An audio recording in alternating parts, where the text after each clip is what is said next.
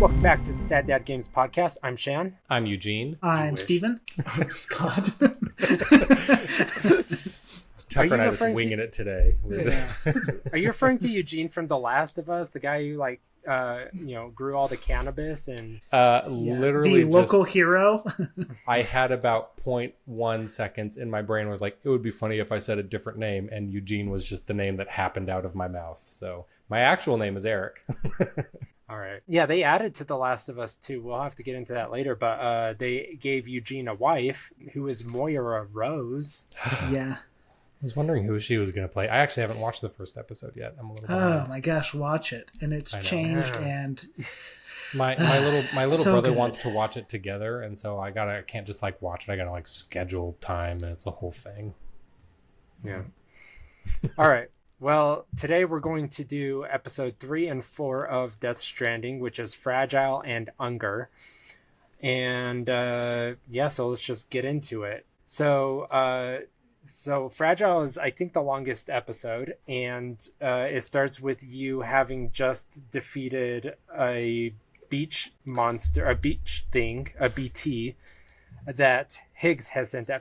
Have they told us that a BT is a beach thing, or did I just like reveal that? Spoilers, man. I don't know. Maybe. yeah, I can't remember either way. But yeah. It stands for booby trap. But Higgs, If Scott didn't know, then spoiler. It's a beach I thing. knew that it was, but I can't remember where I learned that. probably Shan spoiling it last episode. Probably. Maybe. Shan, the captain of spoilers. Yeah. Go figure. All right, so after that, you're leaving Lake Knot City with Port Fragile Knot. on You're Port leaving Knot Port City. Knot to go to Lake Knot. Because Lake Knot is the one. Also, the I might be knot- wrong. I get the I think all you of got- the Yeah. all of the city names are the same to me. Maybe that's wrong. Maybe it's right. Let me know in the comments, everybody. We all know that Yeah. everybody loves to engage with our comment section. So. The knot naming system, I get it. I get the symbolism, but it is so hard to mentally keep track of what the F is happening. Where are you? Go to whatever Knot City, and then end up in Cool Knot City, and then you're in Bad Knot City, and then Not Knot City. And there's just a lot of knots. Yeah, it's like South Knot, Lake Knot, North Knot, Port Knot, Central Knot, Middle Port Knot. I don't think there's a North Knot. Square You just knot, made grand that knot. up. Square There's Knot. not a North Knot. Not. It's in Canada. I don't know if there is or not. Maybe there is. It's Maybe there Toronto. They didn't want to get carried away. And there's all these knots, and then there's just Toronto. Yeah. They're not a part of the UCA. They get their own silly name. Yeah. No, but in this timeline that we're in, Toronto will be a part of the UCA because Canada will be enveloped into. Is the doesn't matter. 44th friendly parallel? neighbors What's to the what's the parallel? Eric, you're our What's Canadian I don't expert. understand. What's parallel? What are you talking about? That's mostly the border of Canada. Is it the 44th parallel? Oh, I don't know off the top of my head. 47th? yeah. I'm gonna look it up now. Yeah, look, we have to know. Everyone shut up until Tucker. We can't say anything until we figure this out. Like Anchorman, everybody shut up and look at me. Cannonball! Should I just silence? continue? No, just sit in silence. Until Tucker is Tucker making this just very uncomfortable. 49th parallel. 49. So That's what I close. said. I was right the first Yep. time. Let the record show that I knew off the top of my head and Tucker was wrong. Is it the Koreas that are the 44th? I swear something's the 44th. I don't know. Let's not do this right now. Fun facts. Geography is the only class I ever failed. So, yeah. Oh, 38th Really? parallel. Man, What about way college off. when you failed all of them? Well, I guess does dropping out count as failing? Because if that's It true, does. then those That's how classes you as drop well. out. You, So then you the literally only you got failed by a professor, then you failed yourself. okay. So then whatever classes I was taking that semester, I don't even remember. Do they fail you when you stop showing up to all of your classes? If so, then I guess that counts. I don't know. I So never guess got the grade. I just stopped showing up. technically, Yeah. Technically. All right. Well, as you're leaving, did we decide it was Lake Knot City? I think it's Port Knot, and I think you're going to Lake Knot. I think that's what yeah. it is. Yeah. No, because the lake would be in the middle. Lakes are not on the edge of the continent. I don't feel strongly enough to argue with you or really know the answer, so I'm just going to default to whatever you think because I don't know. All right. Well, you hop on the Fragile Express. That's all I'm trying to say. And as you're on there, you sit down and your photo that you've been carrying with you drifts off, the one that Fragile's already commented on in the past. And she says the past just won't let go. And then you're just so tired from that fight, you just nod off, and you after she says she wants to ask you a favor, but then she leaves, and you have a vision of the beach.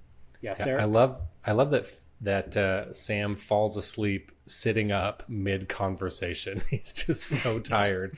Like Fragile's in the middle of saying something to him, and he's just like, "Hang on a sec." And he's really bad at keeping hold of this picture. Keeps falling out at key moments. Yeah. It's amazing. It's almost like the story demands it or something. Yeah, find a better pocket.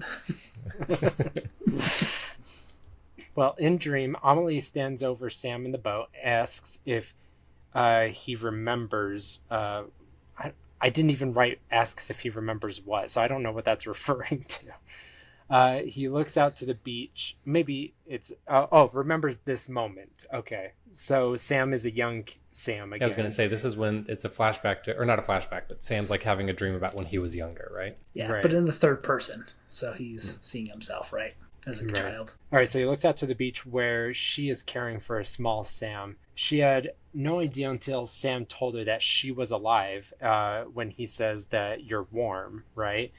So she didn't know she had that warmth. She says that living is no different from being dead if you're alone. Young Sam doesn't want to go home. So I assume he is dead at this point because he's at the beach. So this is his soul. He hasn't repatriated at the seam. And she gives him a dream catcher to keep nightmares away while he's asleep. It has a Chiralium crystal in it. And she takes Sam halfway. She's offered to take Sam halfway to get home and says she'll wait for him on the beach. And says that they would play together there at the beach a lot at that time. All right. So what to make of all of this so far? This part has... The first time I played, and again this time, is making me question like what level of existence Amelie has in the actual physical world. Sam remembers her as a sister, but he doesn't remember her aging. Is Amelie someone who was like a sister to Sam when he was on the beach in between repatriations? Or is she someone that grew up with him that was like there in the real world? And I'm sure there's evidence one way or the other, but it's something that I haven't been able to really unpack yet, because Amelie's existence seems so shrouded in mystery, and they haven't really given a solid answer about really anything about her so far. Yeah, I was really confused about this as well. And I was looking at my notes about this section too. And at some point she said that she can't travel all the way with him while she has a body, I think, or at least not until Sam, and quote says, makes us whole again. So yeah, okay. I'm kind of lost at this point too, and I'm wondering what in the world is going on and where she exists at this, where and when she exists, basically. So long as you have a body to return to, you can't come and go as you please. So right. Sam has a body, he can't come and go as he pleases. But she's also saying she's trapped there because she's saying she has a body. Yeah, that's what my notes say. I may have written it down wrong, but that's what I wrote.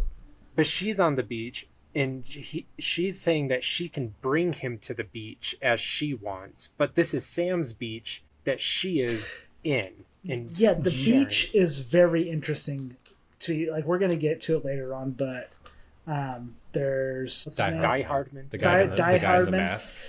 Yeah, Die Hardman mentions that there's something going on with the beach where Fragile can't use the beach to do her little jumpy things. Yeah, and so I think there's just something like it's weird. The beach seems like it's private, but it's also public. No, so Fragile says that she specifically says that she jumps through her own beach, but she's jumping with her physical body, whereas Sam and Amelie, when they're talking, this is their souls. This is not their physical selves. So, because Fragile is it, like Amelie says they can't come and go as they please if they have physical bodies, but Fragile has a physical body, and she is able to come and go as she pleases, because that is a different mechanic. She is able to come and go as she pleases because she's using the beach as a medium simply to travel into through the real world. So I think given what we know about Higgs too, it seems like your access to the beach is related to dooms as well. Yeah, that's something I thought as well, because Fragile mentions that she's a level 3 higher than Sam, right? Yeah. So maybe she's in actuality somewhere between like a 3 and a 4, because it seems like she can use her beach to travel distances in the real world. Okay, I've got another question. In the last episode, ending with Higgs, when Higgs is talking about someone saying dooms ain't her thing, if you remember that, who was he talking about? Was he talking about Amelie or talking about Amelie? Okay. So Amelie doesn't have dooms. No, but earlier when we were getting kind of that exposition from Amelie and the chiral projection stuff of Bridges 1 going west, who was detecting the BTs? Always saw them coming from a mile away. It was Amelie. Well, how? If she doesn't have dooms, I thought dooms was part of the BT detection. Yeah. Or is that part of the mystery? I honestly don't remember. I'm sure mystery, that we'll see as things go along, but I honestly don't remember. Okay. I wasn't sure. Shan's coy smile makes me think there's a twist somewhere. Okay. Everybody but Shan has forgot about. No, well, there's a lot of mystery about if Amelie is physical or not, and if she's on the beach or not, and if she has dooms or not, and if she can come or go or not. She is an enigma, and I don't get it. Well, and for context, this is Shan, Tucker, and I have all played this game previously. And so we have at least some level of remembrance of this plot lines, but this is Scott's first time. And so sometimes we're being intentionally obtuse to not spoil things for him, but I honestly don't remember. Yeah. Well, and I understand a little bit, but it is so abstract that I don't understand it in any sort of concrete way to be able to explain it. So I actually, while understanding it a little bit, don't understand it at all. And so I actually am this stupid about it. Shan knew exactly what he was doing, but in a more real way, he had no idea what he was doing. Things like this are really hard to remember long term because none of this is based in reality. So it's not like our mind has evolved to memorize weird lore like this. Yeah, there's no way for I don't us have to pretend that hard. Yeah. No. What was that, Jen? I don't have to pretend that hard to to be this naive about it. Well, I'll choose to believe that. That's some really good hedging, though.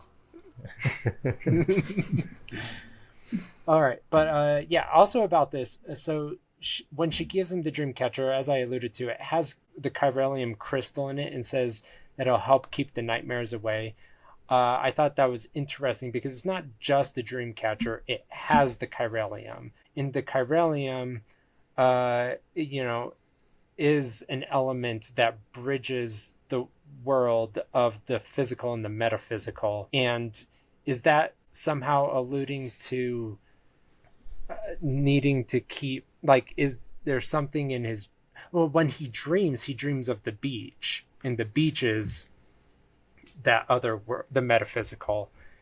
And so I don't know, is he also doesn't want to go home. I'm curious if is he dreaming of BTs? Is he dreaming of monsters? Is this more than just standard nightmares? Is he dreaming of something so awful that she is trying to repress for him? I don't know. That is from the other world, but maybe it's real in a way, and the Chiralium and stuff is helping to block that. I don't know. Maybe I'm reading too much into that. I don't know. Maybe, or maybe not, or maybe it's a completely I'm currently now doing thing. A deep dive on Dreamcatchers because I know traditional Dreamcatchers tend to have a little jewel or bead where this they do. Chiralium thing is. Little beads in the Dreamcatchers I'd make. I assume everybody in the 90s made Dreamcatchers in elementary school. Yeah, it's an elementary school where project. cultural appropriation was part of the curriculum. Hey, Okay, I am 1/16 Native American, so it's no, okay. 1/17. Isn't it 3/16? 3/16? Yeah. That fraction doesn't make any sense. It started off as a joke, but I think I actually am, so I have to check. But it is a very small percentage, but it's like my go-to joke where I'm like, I'm actually 1/32 Cherokee. Yeah. But also, okay, so I thought, okay, I was thinking this was Sam's beach, but she says that she would bring him there. So is this her beach and she's bringing him there when he dies? I don't know. This is hard to wrap my mind around. I hope we get the answers later. But they are laying a lot of like small nuggets here. Yeah, this seems like maybe we'll figure it out later a situation. At this point, it's just the beach is the friends we made along the way for me. Yeah. Sup beaches. Are you ready for some Dreamcatcher knowledge?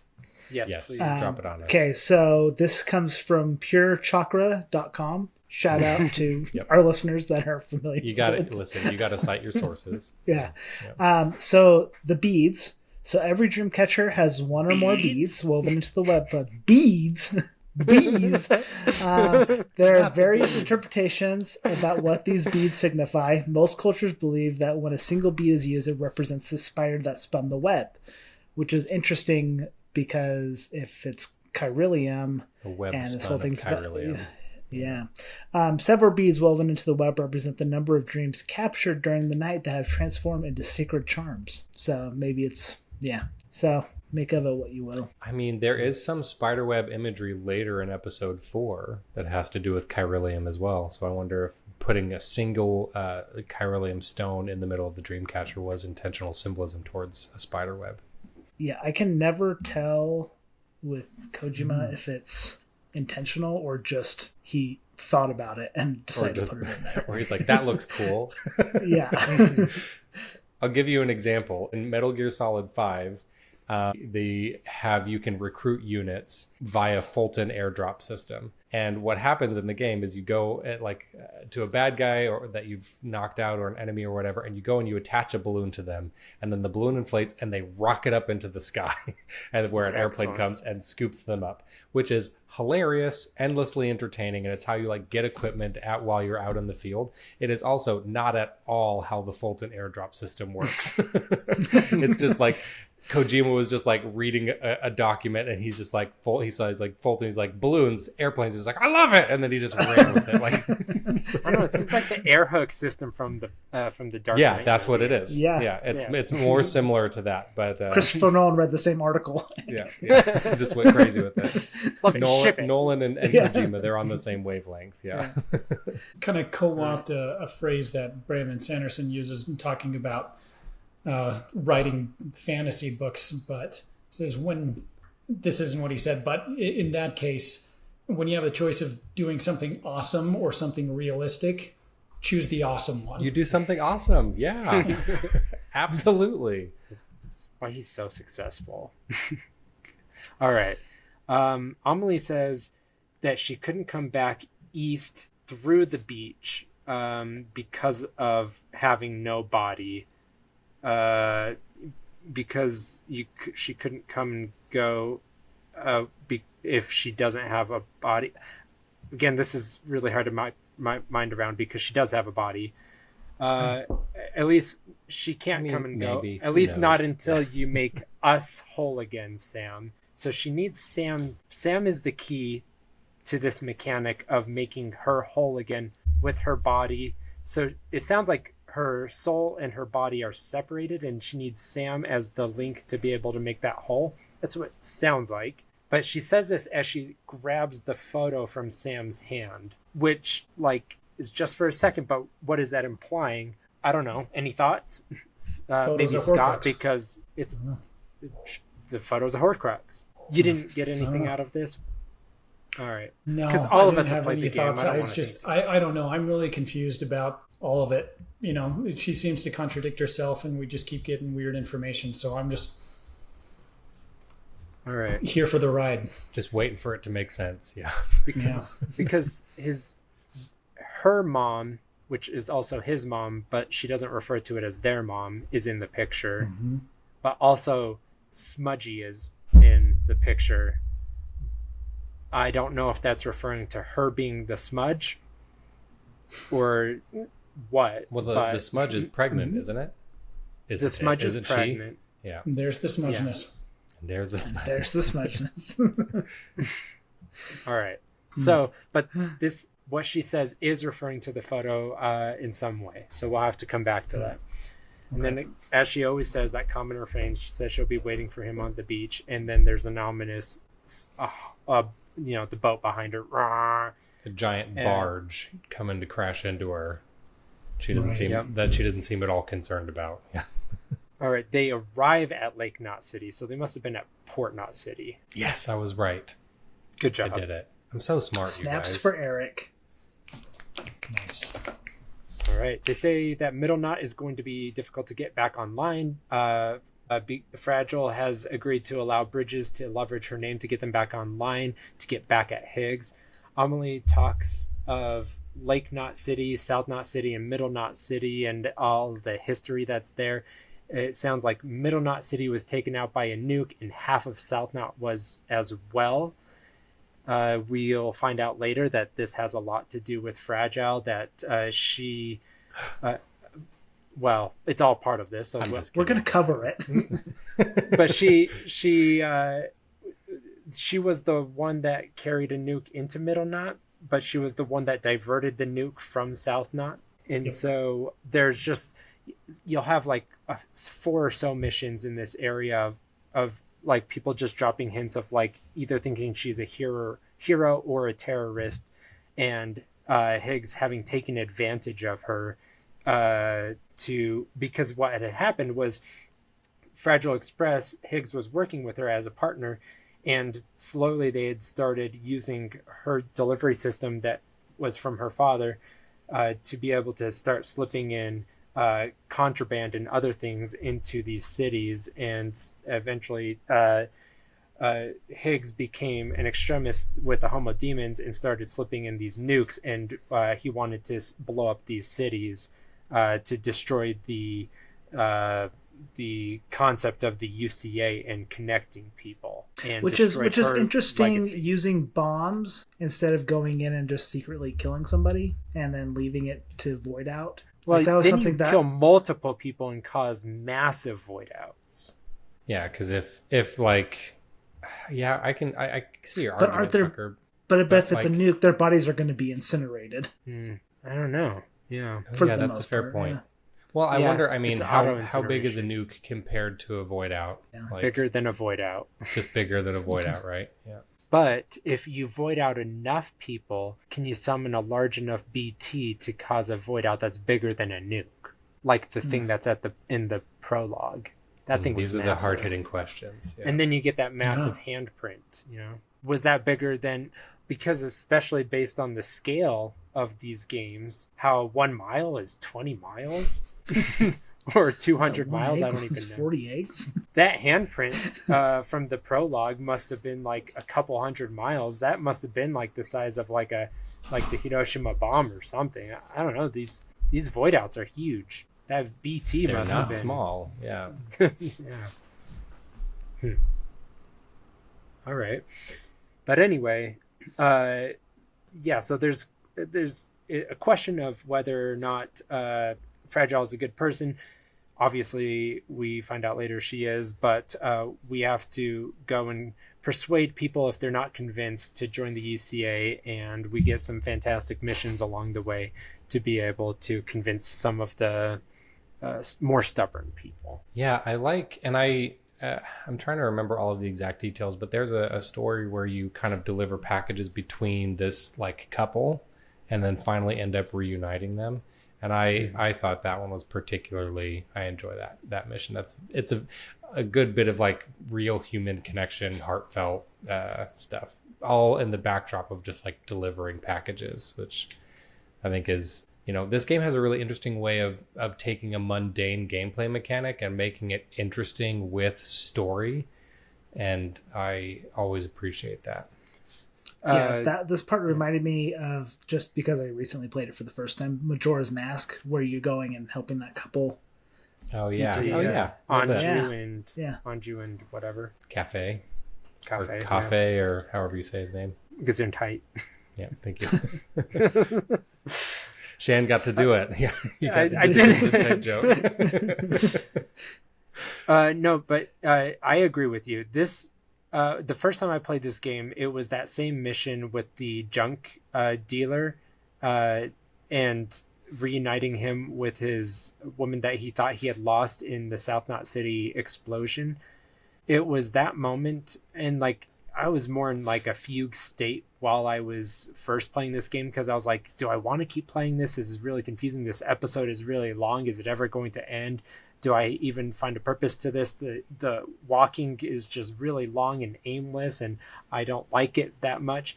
And then I get to that moment where it has this like all these like long acted out segments with like that Asian girl with the close-up shots of in those elegant like mocap sequences, and her running away from her, breaking away from her mom to go back and find her fiance. Well, she ends up proposing and later getting married to the junk dealer. It was that moment that I was like, oh, I finally understand what this game is, because I finally felt connected to what the story meant and what it was trying to do. And that's when the game turned into tedious mechanic into story with meaning. And I realized I wasn't playing for the mechanics, I was playing for the story. Yeah. There is kind of a methodic nature to the mechanic. Like the mechanics of just like loading up your pack and finding an efficient route and stuff that I find technically satisfying, even though it is on paper kind of boring. I still sort of enjoy it, but really it's about the stories of these people that you're connecting and these lives that you're helping that just make the long journeys seem meaningful and impactful and worth doing. Yeah, I've enjoyed it. I was afraid that the game was going to feel really tedious, but I've gotten into it. Even the long treks, it's been really satisfying. Yeah, you got through or episode 3. That's the big one. Yeah. I feel like after that, all of the chapters seem pretty, or I guess I keep saying chapters. All the episodes seem pretty reasonably length, but yeah, episode 3 takes a minute. It was so much harder trying to play this in like 3 days, and then doing episode 3. Doing it across several weeks, it's like, okay, episode 3 really wasn't that bad. Yeah. All right. So right after this, you immediately have another dream sequence with Sam at the beach, and Sam gives the golden necklace that Amelie has been wearing this whole time to her, and he says it's a Kipu, which he says means not. So this is young Sam, and he says he uses it to count stuff. It's a recording device that the ancient Incan civilization and other Andean cultures used. It consists of a main cord. Oh, I wrote this down. He doesn't say all of this. It consists of a main cord with a series of colored... Sam comes up, he says, I gave you this necklace. It consists of a bunch of cords. No, well, I realized as I saw this, I was like, he calls it a Kipu. I was like, why does this feel so immediately familiar to me? And I realized it's because I just saw Paddington in Peru like a month and a half ago. And the Kipu is like the central mechanic of that movie. And he uses the Kipu to find El Dorado. Whoa, spoiler alert. Jeez, man. Ruining the Paddington trilogy for me. I don't is it a trilogy? Watch it now. I'm not really sure. There's at least one movie. My kids like it. No, there's 3 now. And there's 3? Yeah, my sisters are all the way obsessed with them, so we had to watch all 3 movies the day the 3rd one came out in this long marathon, and they cried during all 3 movies. It was... I've only seen the first one. It's a cute movie. It's, as far as like kids movies go, you can do a lot worse. No, well, all of them I think have 100% Rotten Tomatoes score. 100? Damn. Yeah, it's like the only movies that have it. Really? I mean, I like the movie, but I wouldn't have guessed 100. That's crazy.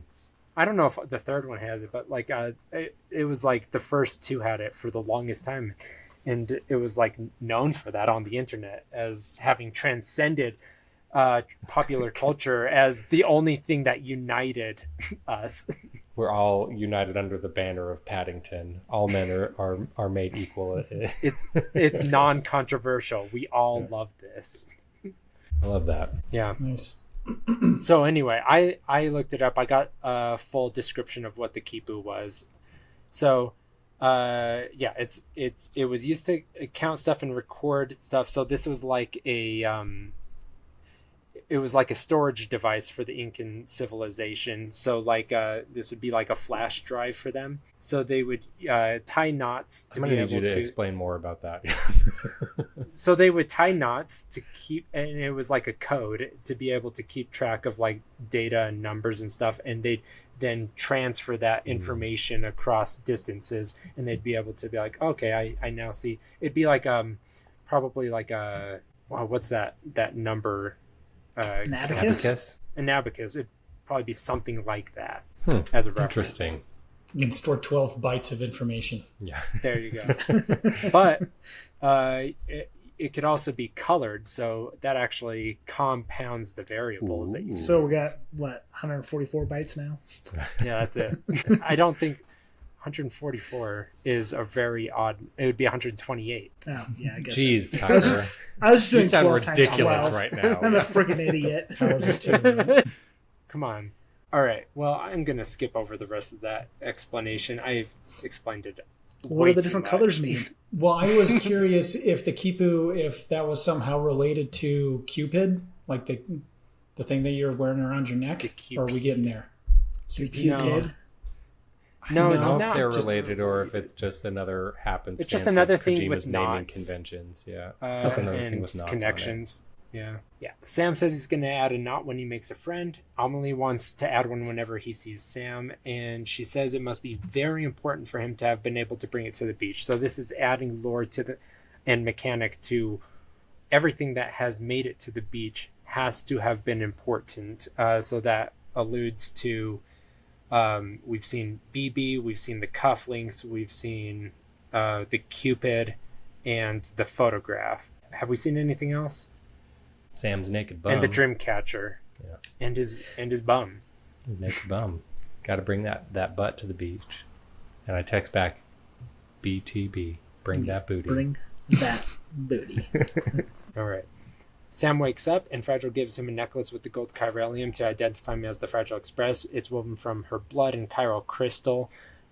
She says it's a kind of bond, and preppers won't give him trouble if he's wearing it.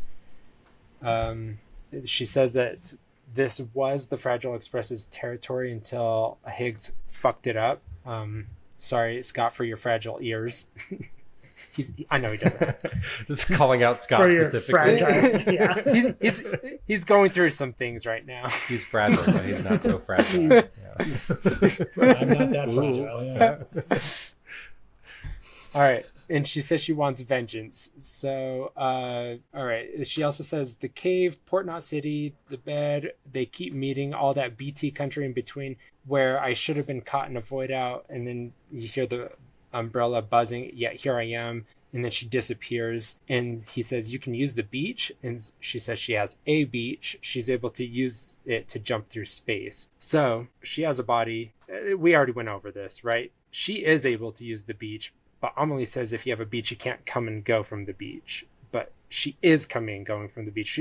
But in a way, she's traveling through the beach. So it is a different mechanic. Yeah, I suspect it's related in some way to her dooms. It is. Yeah. And I also have noticed that like every single time Sam talks to Fragile, she's always offering him, what are they called? The cryptobite? Cryptobiotes. Cryptobiotes, that's right. She's always offering him a cryptobiote, always eating a cryptobiote. And I was like, man, this lady is always eating those things. And you find out here that you find out here that she's talking about like she can use the beach to travel, but in her words, I think she says, it sucks her blood dry or something like that. And the cryptobiotes help with that. So that's why she's always eating those and always offering them to Sam. And Sam is always, declining her offer, probably because he doesn't like to be touched. I thought that was an interesting little thing to just like, every time you see her, she's always got one of those things, and it just kind of puts this little nugget in the back of your head, like, why is she always doing that? And then here it's like, oh, it's a symptom, not a symptom, but it's a treatment for her teleporting everywhere. Yeah, the beach is entirely made out of Chiralium because it is the metaphysical world. And so for her to travel through it, it is consuming, it is draining her, and she needs to restore her. I think they say the cryptobiotes has to restore her blood levels or whatever. And so she has to constantly be consuming them to restore her blood levels or to normal levels. Which seems gross. Those little wriggly guys don't look tasty. And she never just swallows them either. She's always chewing them. Every time she puts, it's always like, They make a point to like, so you see her chew, and it's like, bleh. Yeah, it's off-putting. One time Sam repatriates and he throws up like 4 or 5 cryptobiotes, and they're whole, and then you just float away. So yeah, he just swallows. Apparently, yeah. All right, there's a blowjob joke in there somewhere. Yeah, there is. Tucker just couldn't find it in time. But he wants everyone to know. Couldn't quite get it. All right, she says she can't conjure BTs like Higgs, but she can go after him and chase him to the beach. So she can chase him. She has her own beach, but she can chase him to the beach. Okay. Maybe individual beaches are connected in some way that we don't understand yet. Like connect with one another. That would explain why Amelie is able to visit either visit Sam's beach or bring Sam to her beach, and why and how Fragile is able to chase Higgs across beaches. I'm just spitballing. No, I have no evidence of that. Just hypothesizing. Or maybe it's like she has her own personal beach, but it's also one of those things where like the beach isn't like, it's not a specific place, and so people like Higgs and Amelie aren't in a specific beach.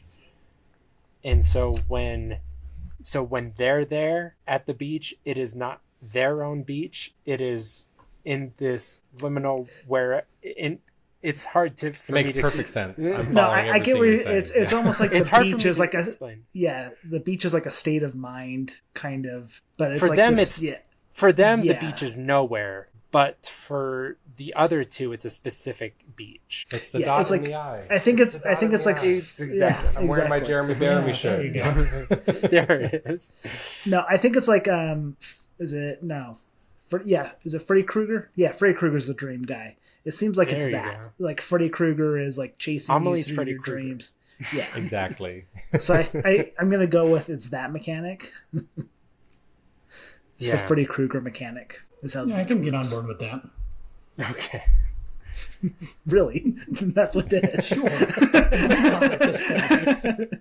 Because I was just straight up talking out of my ass right there. It makes just as much sense as anything else we've talked about. Might as well. She does say the problem is everyone has their own way in, and she can only get in through her own beach. So Sam gets in through dying and through dreams, and Amelie can sort of project herself there. Higgs can just sort of be there, and then Fragile just apparates through there. They can also send they can use chiral printers to send things through there, and it transfers through the past slightly to be able to use it. It does sound like a lot of things can use the beach differently to get in and out. It's a weird place. She also calls it the multiverse. It's a multiverse movie before it was cool. Any other Stormlight Archive fans here? Tucker, Eric, you guys? Nope. No? All right. No. Well, I don't need to say anything then. Yeah. Sorry. Just shot that down. Yeah. What is a book, movie? It's Sanderson. It's a book series by Brandon Sanderson. There's this concept of a cognitive realm. Yeah. And you can kind of travel there, and it's kind of like the concept of things. Is it one like Carl Jung sort of like shared subconscious stuff? Say that again. Is it like Carl Jung, Jung, the psychologist, like a shared subconscious sort of realm? You might be able to describe it that way. Yeah. Okay. kind of, but there is a distinct place, and you can go there and travel through it. And it is kind of like a mirror of this world in a way. And physical items often are represented there as little beads. And yeah, there's a little bit of beads again. There's a little bit of overlap, but not enough to really be meaningful. Is this, and I might be way off base here because I'm not familiar, but is one of the main characters named Kaladin? Yes. Am I thinking of the right book series? Okay, series. my nephew is named Kaladin after that. My sister and her husband read that series. So. They do more than read it, apparently. Yeah. I'm a fan, read but it. Goodness. They own it.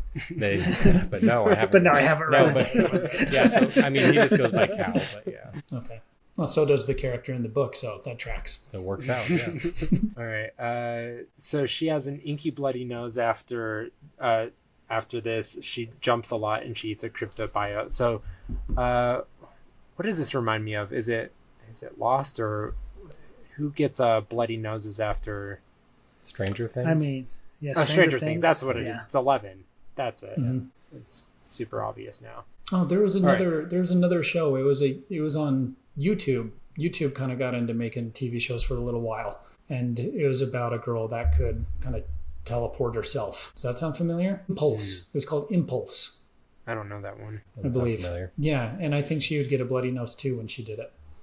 Okay. Yeah, good show, but it didn't get picked up for a second season. As many good shows are. That was a bummer. All right, we get a lot of random visions of Mads Mikkelsen, whom we finally learn later is Unger. He's stealing BB from the hospital, and but that's all we see in this vision. Is it really stealing when it's your baby?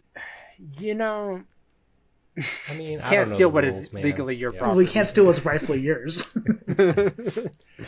I noticed something in this one. There's one of the ones where he's showing BB a book about outer space, and he shows BB the moon. Yeah, and he's showing of like Earth and Pangea, and then he shows him the moon and says, "I'm going to show you the real thing one day." And I was like, I need you to explain that more, Mads. Are you planning on flying to the moon? Like, give me more context here. But I just thought it was I took it as going outside and seeing the sky. I mean, yeah, that makes more sense. Yeah. But it just seemed really like because he gives him that little spaceman keychain, and then he's like, "I'm going to show you the real moon." And I was like, what are you planning, man? Going to the moon? Have a little moon Dr. trip? Spichemin. It's Dr. Spichemin. I guess later he does fly BB into the tornado into the sky. Maybe he's trying to bring him to the moon. Yeah, that's probably what it is. That's probably what that is. But classic moon tornado. Yeah. But it turns out to be a war zone. That's how the Wizard of Oz was originally written. Which we'll get to that. Switch. But yeah, that's all the way weird. I have one quick fun fact, and pretty soon you guys are going to learn the answer to all of my fun facts. Did anyone recognize the voice actor for the engineer? Is it Who could it be? It's Yuri Lowenthal, the guy that plays Spider-Man. Yeah, he's in another. He did multiple. Characters. He did. He's the engineer guy that you could connect to the chiral network. He's like one of the first deliveries you do after you get to Lake Knot City. But that's cool. Yuri Lowenthal again. I really like Yuri. I don't know if you guys could tell this. I think he's great, and he's got a very recognizable voice. So every time I hear it, I'm like, hey, that's Yuri Lowenthal. So, did you get the chirogram of what's her name, Aloy? There's like this. Yeah, as I was leaving, I think it was that same mission from Middle Knot. As I was leaving, there was like bonus chirogram that you can get, and it's Aloy waving to you as you're leaving. And Aloy, like from the Horizon Zero Dawn, from the Horizon Forbidden West, yeah. And I thought it was random for like half a second until I remembered that they licensed the Decima engine from Guerrilla Games, and so it was just paying homage to their sister fun little Easter eggs studio. Yeah, it's fantastic. Yeah, I think that you can also get one, because I didn't place it there, but I found like outplaced in the world a chirogram of a huge tall neck, which I have a Lego of right there. Oh, nice. Yeah. It's always sitting right behind my head, pretty much. But yeah, little Lego behind the Yoshi and the Squirtle. I can't remember if it's in this part where there's a shout out to Metal Gear Solid where he pulls a box down and is like thinking about going in a box. It's I think it's a side mission. There's like a side area where you can go sneak through like a base. Okay, they have a lot of little Metal Gear Solid Easter eggs in there. And there's one part which where was I think my you favorite do hide in gameplay a cardboard box. Yeah. Yeah, I've never played that series. You know, I only played it's number 5, miss. and it's rough. Yeah. Oh, well, see, number 5 is one of my going. favorites. It's too long, but it's very, very good. A Well, lot like- of them are dated. Metal Gear Solid 4 is hard to get through because it's no joke like 70% cutscene, and most of them are superfluous. They're good, but it's too much. Like, are they standalone games? Yeah. Well, no. I mean, a little of both. It's like they could be, but they definitely all connect and tie into each other. They are all over the map. It's like Metal Gear Solid 1, and then Metal Gear Solid 2 is a direct sequel, and then Metal Gear Solid 3 like goes back in time a whole bunch. And then Metal Gear Solid 4 goes forward in time again. And then Metal Gear Solid 5 is a sequel to 3. And like, so it bounces around a little bit. But yeah. I only played 5, and just like the first chapter or two, I was like, oh, this is Kojima being weird as hell. And I was so excited for it. And then the rest of the game is nothing like that. And I was super pissed off about it. Yeah, it's definitely a more restrained Kojima. Yeah. And so it's like, I don't know why it was so inconsistent like that. Like, why only the beginning of the game and nothing else? So it was a real dick punch, honestly. Well, the MGS games all had kind of a reputation of being like very weird characters and storytelling and stuff like that. And I feel like if you played Death Stranding and then you go back to those, they seem really tame, because Death Stranding seems like Kojima being like, oh, you thought those were weird? Like, here I go. Yeah, because Death Stranding is all the way weird. It's a fully unrefrained Kojima just doing whatever he wants. Well, like, I also, having played 5, I was like, wait, why did he get the prestige that he had when Death Stranding came out? Because it was good. I didn't understand why he was like the most renowned director in gaming by the time Death Stranding came out. After Death Stranding makes perfect sense. Well, a lot of his games in their times, like MGS 1, 2, and 3, were really big, like departures from gameplay and storytelling, and moved the bill forward a lot in the times when they came out. And so he was a pretty prolific game director. He was always kind of on the cutting edge or just ahead of it in very weird and interesting ways. So I think that's why he has the renown that he has, even if MGS5 does seem a little, can have some kind of cookie cutter elements. I think it's still a very solid game. But I think that's like at the tail end of where Konami really kind of had their thumb on Kojima and were just sort of having him make something that he might not have been his whole vision. And then once Konami very stupidly let him go, he started his own studio and then got to just go bonkers with it. By the way, he was supposed to make Silent Hill with this actor, Norman Reedus. Yeah. Yeah. And then So Konami we killed were it because supposed to they get are that. allergic to money. Yeah. So what could have been? Yeah. Also, was he the one that did PT? Like, what is that? Yeah, he's the one that did PT. PT was like an early proof of concept that was going to be the next Silent Hill. It was like PT? A really... It's I don't know what it stands for, but it's like a little demo of a game, basically. It was like a little mini Is game. it like the little house where it's the house like where you're walking going through around the hall? hallway. Yeah, that was Kojima. Okay, that was well. PT. Yeah. That was Kojima. Okay, because I remember seeing that and thinking this is going to be incredible.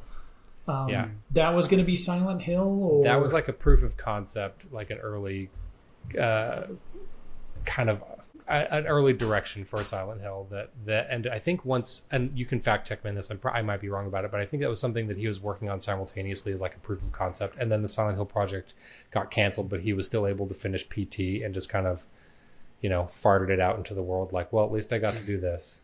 And I say farted it out, not in a bad way, just like here it is, because it's actually very, very good, but really good, intense, strange horror. But But yeah, so he had Norman Reedus on the hook. He was going to do Silent Hill, and then that got canned, and so he took Norman Reedus and he went off and did Death Stranding, and so that's how we got this. Yeah. So, you know, silver lining and all that. Except for Silent Hill. Except we do now have Silent Hill 2 remake, and we're getting Silent Hill F, and all of it looks amazing. Which I am so excited for Silent Hill F. Isn't it nice to see Konami making games and not just pachinko machines? Yeah. You know, Pachinko 2, I mean, all of it's good, but also Silent Hill. Yeah, I'm just waiting for them to and bring they back gave it to Castlevania. Bloober, and Bloober's great at horror. What about what, Scott? I was asking about Silent Hill. I don't know anything about those games. Oh my gosh, played the 2 remake and it'll suck you in. Shannon and I played it 2 times through in like a week. I have an extra PlayStation if you want to borrow it, and it is. Well, I got the PlayStation Pro and I haven't sold the other one yet, but no, it's psychological horror. I don't know if it's for you, but like as far as stories go, it's one of the best stories I've ever played. It is legitimately the most terrifying I've ever been playing a video game. Yeah, I think you can get it on PC. I'm sure it's on PC. Yeah, Silent because Hill it's 2. Bloober, and Bloober's not. I don't think it's a third-party studio. Yeah. So Silent Hill 2, that's the one that I'm... well, there's Silent Hill 2 remake. The Silent Hill 2 originally came out in like the 90s. So. Oh, okay. Maybe early 2000s. I think it was a PS1 game. Yeah, Silent Hill 2 is on here for $70. Yep, yeah, that's why you're going to want to borrow it. Yeah, that's probably the I'll add it to my wish list. We'll see if it goes on sale, and if not, I'll come over to your place, Sham. Yeah, it's one of those that your if you play it on PlayStation, you have to have like the headset with the 3D sound. Audio. Yeah, because it is the audio design is just amazing. I think they won an award for audio. I'm not sure. I'm not going to look it up. I don't care right now. All right, let's get back to the game. We got real off track. just like low energy. You know, that's okay though. It's fun to Hill. chat about, you know, just general video game stuff. I enjoy that. All right, so you have another vision about the beach. You're getting a lot of beach scenes. This another naked one. You have your cuffs on. You have aging hands this time. Now, I assume that this was... Sometimes it feels like the beach is symbolic. Sometimes it feels like it's a vision. And I feel like this is more of a vision because it's referring to Fragile being aged. I didn't know if it meant anything else. Did anybody else think anything else of this? I felt the same way as you. This one felt more dreamlike and vision-like than it did him having some kind of real connection with like an actual entity of some kind. It felt more like a dream. Okay. Yeah. All right. Well, right after that, you have Fragile showering in his room. Which, first of all, rude. Didn't even ask. Like, he was sleeping. Yeah. You can't consent while you're sleeping. Ooh, that's not a thing you want to say. That is it. Someone clip it's that something sound that you bite should and just put it. No, it's something on you the should internet. know. Yeah, mark that as a short. All right. Well, he asks about Sam asks about her and Higgs because he's now heard about. Okay, all whoa! Are we just gonna glaze past when she gets out of the shower? She's fully clothed. Yeah, I was gonna say. Yeah. Sam's like, he like looks at her and she's in the shower, and then he like looks away and he's like, "Oh, I'm sorry," and then he looks back like 1 second later, and she's got like her full get up, like big leather bodysuit. Yeah, hair's dry. Yeah. Her hair's dry. She just kind of has it suspended in her beach, and she can just like flash into it. Apparently. Oh, there you go. Yeah, that makes sense. That's good enough for me. Okay. All right, so she gets to point that out. It was weird.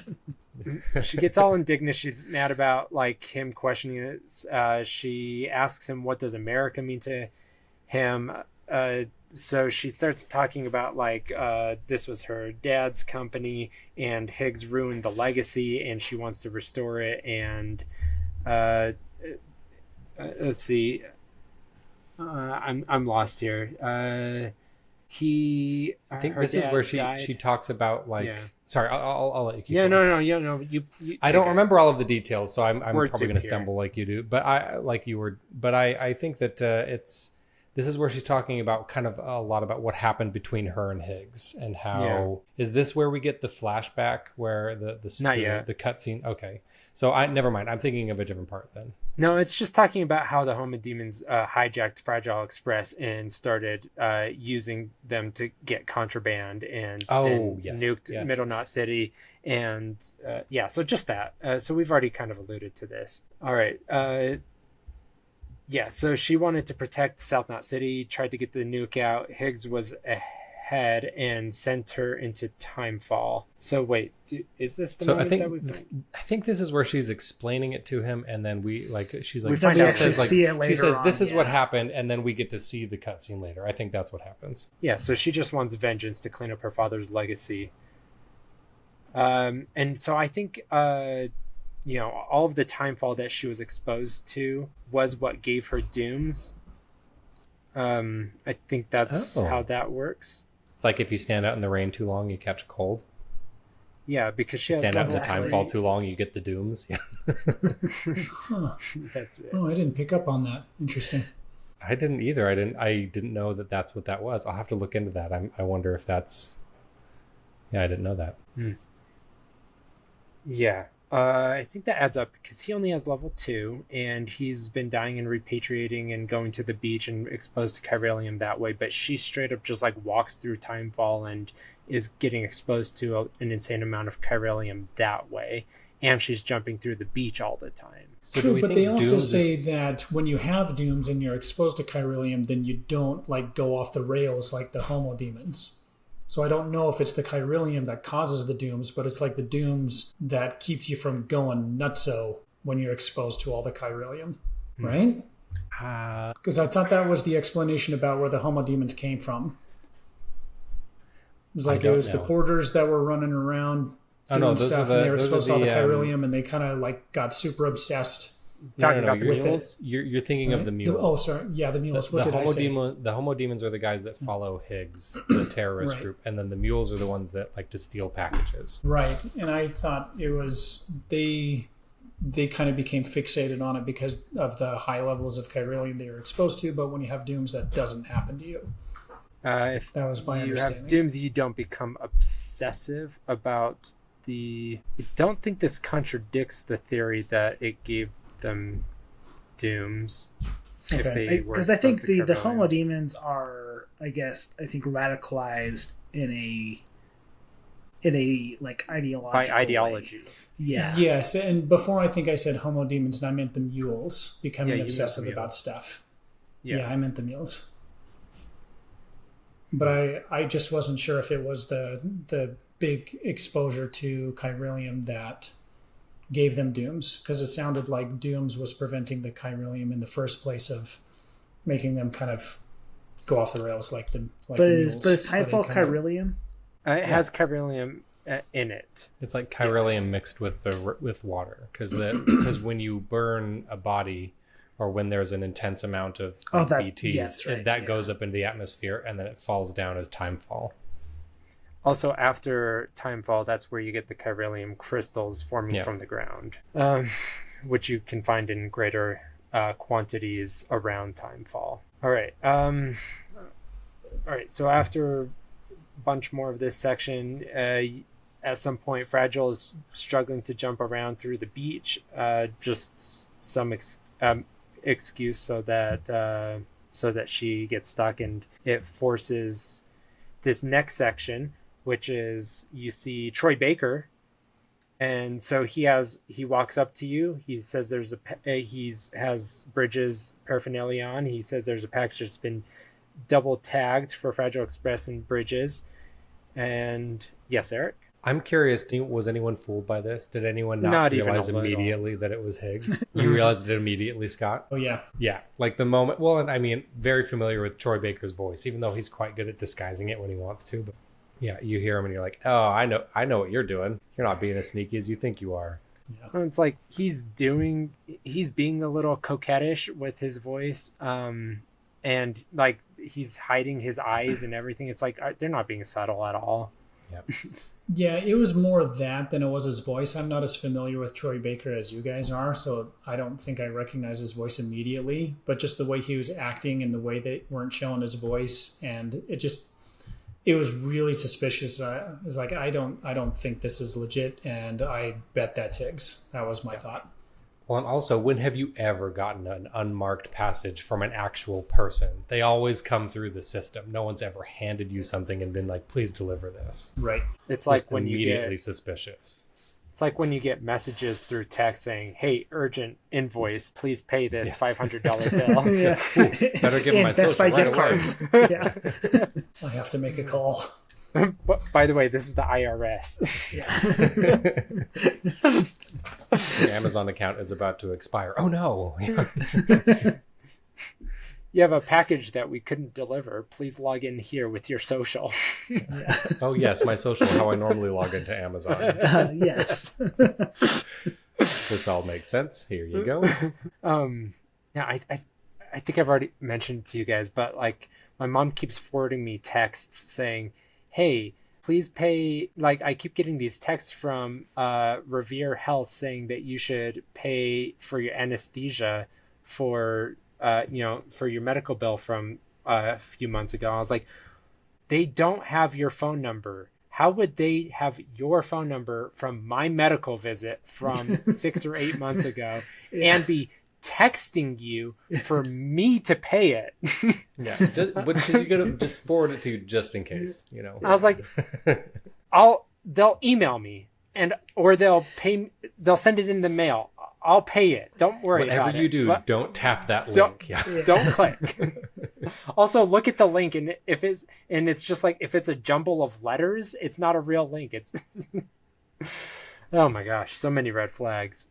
Yeah. So anyway, you have a nuke, and you're supposed to not deliver it to South Knot City to finish the business that he wanted Fragile to do long time ago. However, I found out while recapping the cutscenes before this that you're supposed to go back into your room and take a nap, and then you have a vision or you have a dream and it's Higgs taking off his mask, and you're like, oh no, that's actually Higgs. And then you wake up, and then Fragile runs into the room and says, oh my gosh, let's open this up. This isn't my package. And you find out it's a nuke, and then she tells you to go throw it into the tar pit. I didn't have any of that, and I forgot you were supposed to throw it into the tar pit. And so I was like, what am I supposed to do with this? And I kept blowing up. Oh, dang. Yeah. No, I got the cutscene immediately. Well, not immediately. I went to South Knot and rested, and then, yeah. Okay. Well, I blew up, and I was like, okay, well, I don't know what to do with this. And so I tried like leaving it in the car and then like running off or running into the city. And then it just kept blowing up. I was like, I don't remember what to do. Maybe, I mean, did you not rest? I wonder if I didn't rest. See if you rest. Yeah, maybe that's I didn't yeah. That's a little flaw right there. A way to break the game on accident. That's funny. Yeah. Explains it. Okay, so also, do you want to talk about the tar pit? Because the tar pit, pit. The pit.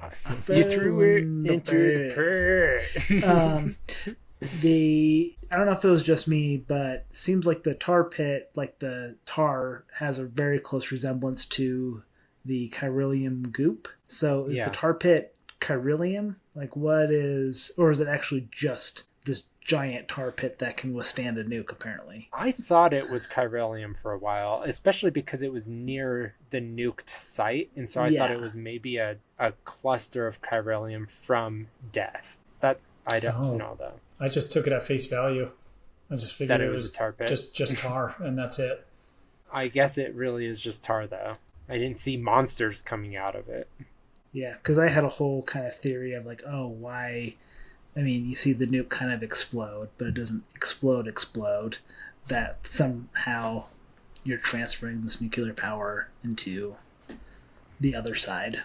But it was a very loose theory. But if it was just a tar pit, Superman could have saved a lot of time, not throwing all the nukes into the sun. He could have just taken them to those tar pits. Yeah. Just throwing them in there. It's magical stuff. There you go. All right. A lot to think about.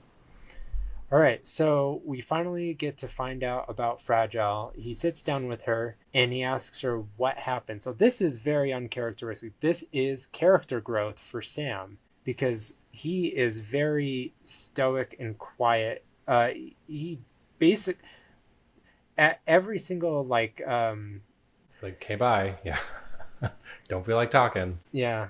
The same thing with Die Hardman. He rarely says anything. He's a very quiet person. And he doesn't care enough about people to ask them about their own life or situation. And this was the first time noticeably that he cares enough to go out of his way to ask what happened. And this feels like something is starting to change in him, that he's starting to care. And it felt more poignant and especially notable, especially after having just done the junkyard section and having felt that he was starting to develop connection to people and starting to understand the mission of the UCA, and maybe starting to, I know that he as a character really wasn't going through anything, but it felt like I was as a proxy for his character going through that on his behalf. And so maybe that was just me reading into it, but it felt like because I had gone through those missions up until that point, it felt like, okay, I understand why he is at this point now asking her what happened, because I am growing with him. Yeah, I was kind of in the same boat as you, Shane, at this moment. I mean, Sam starts the game very reluctant to help. Emily agrees to help, and then I think progressively, the more and more deliveries you make, and the more and more connections you make, that edge gets softened up. And I think Fragile, now that he's nice. He's saved, threw a nuke in there, saved South Knot City. Is that what it is? South Knot he saves? Yeah, saves South Knot. Again, that he now has this shared experience with Fragile and this connection of risking your life for the greater good of a larger community. And so I think that is the point of connection he has, where he starts to open up and starts to actually care about people and realizing Fragile. If he's opening up he needs to know if she's a terrorist or a hero. And he needs that distinction before he can fully trust her and make that connection whole, or make that full connection. Right now it's just a couple little strands. Yeah, nice. Right.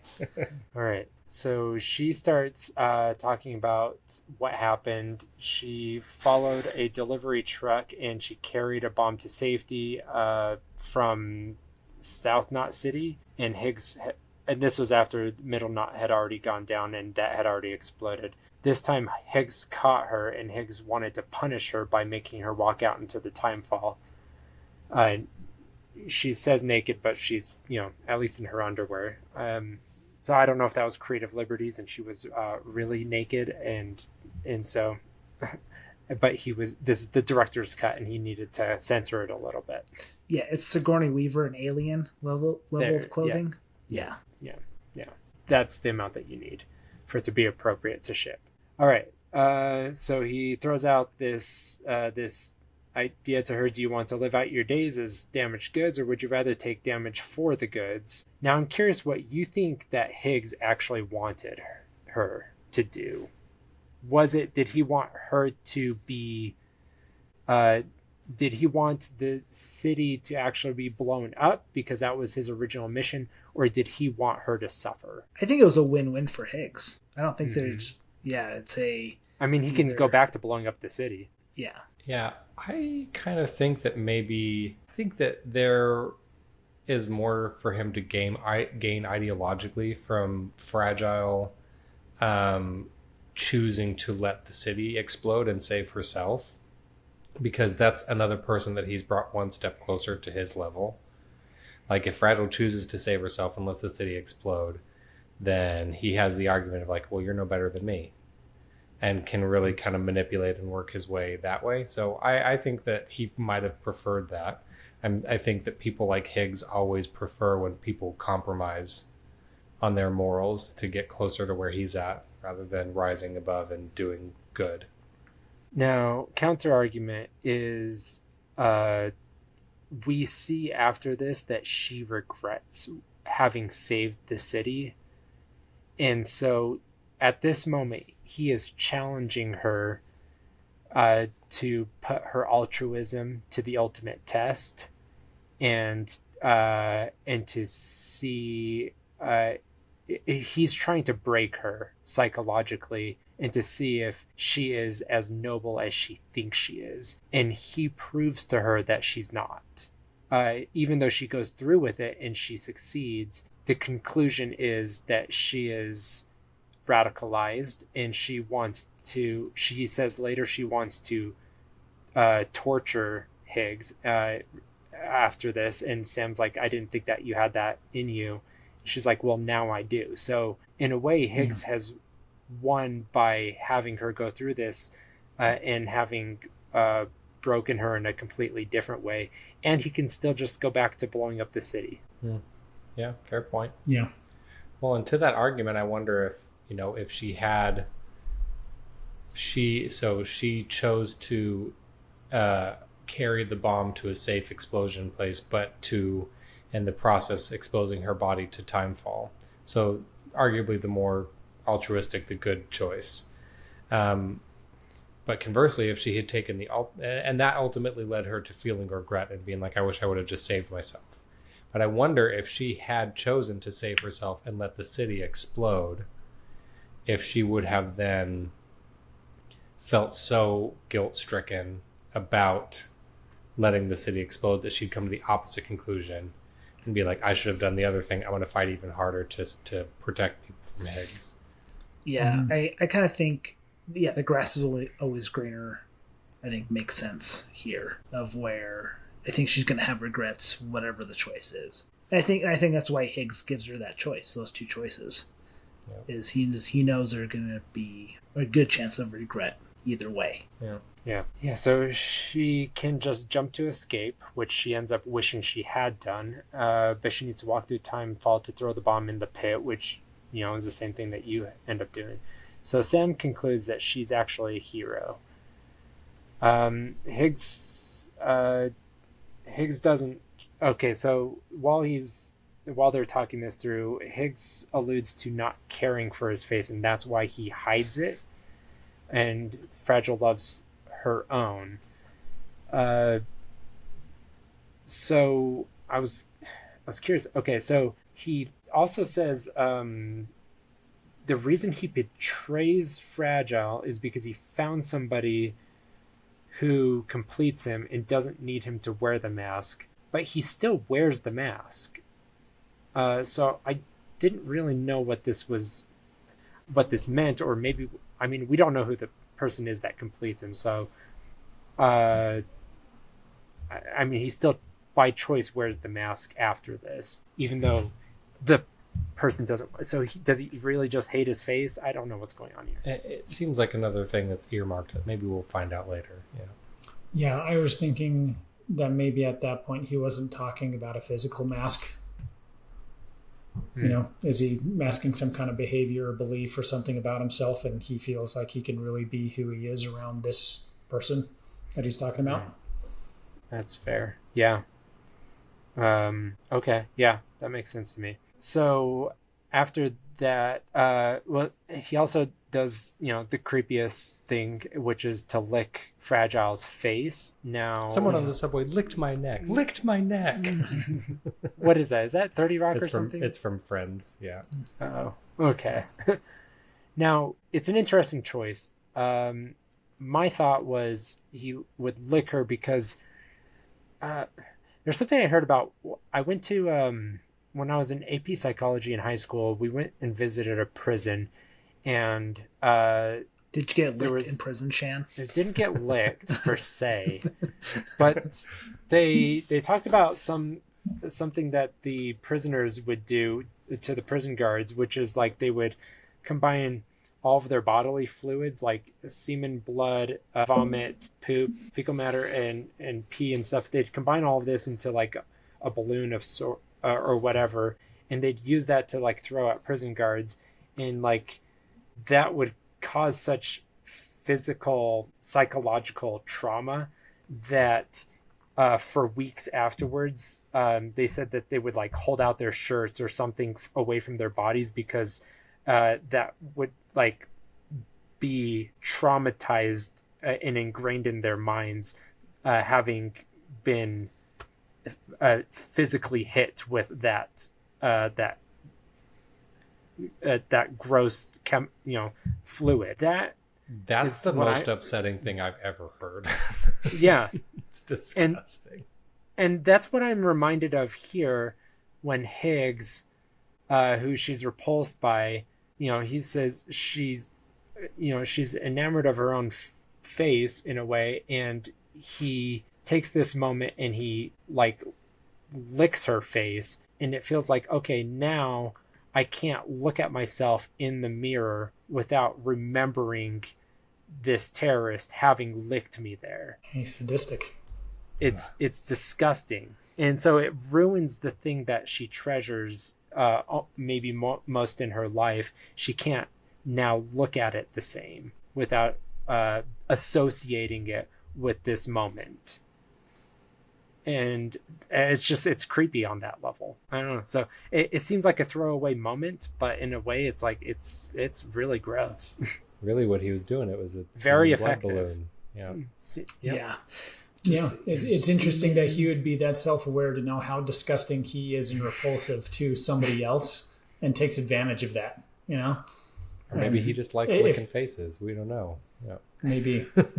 I like Shan's idea though. That's well, I don't like it. It's really upsetting, but it makes a lot of sense for Higgs. I just can't get over the balloon. What? That's got a balloon. Pooped a balloon. Have you ever pooped a balloon? Yeah. I got hit with a pee-filled balloon. I don't know how he did it. They use a funnel. Gosh, there's a lot of really applicable Office quotes here that I wouldn't have guessed. Yeah.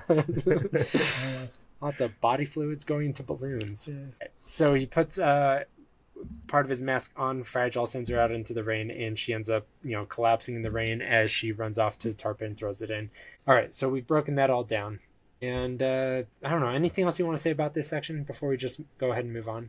She takes a really long time to get up after she falls down. And I wonder if she takes her sweet time. Well, she stands there. Yeah, she's an old lady by that point. Yeah, she's an old lady. She's got arthritis. And So I'm curious if at that moment, you can't see her facial expressions. I'm wondering if at that moment she's thinking about giving up. I think that has to be it, because there's no urgency in her movement at all. But then after she gets up, she's sprinting again. Mm-hmm. I think I like that theory that she's thinking of giving up at that moment. All right. So she says she can't kill Higgs, wants him alive, and she's okay with torture. So we've covered a lot of that. She offers another cryptobiote to Sam, and this time he takes it. Yeah. Is this the first time he accepts a cryptobiote? This is the first time. Yeah. She gives him a nice creepy smile. Watches him chew it for a while. She's not smart, so it's that non-Duchenne smile. So not with her eyes, she just kind of does the with her teeth. Smile, but only with your mouth. Yeah, it's so creepy. Also called what, like a Pan Am smile, non-Duchenne smile. Pan Am smile. Yeah, that's it. So, but I think that it's like it's like a surreal smile that you'd get from Severance or from anything like that. It's just where it feels like Tucker, you just were watching it. What's her name?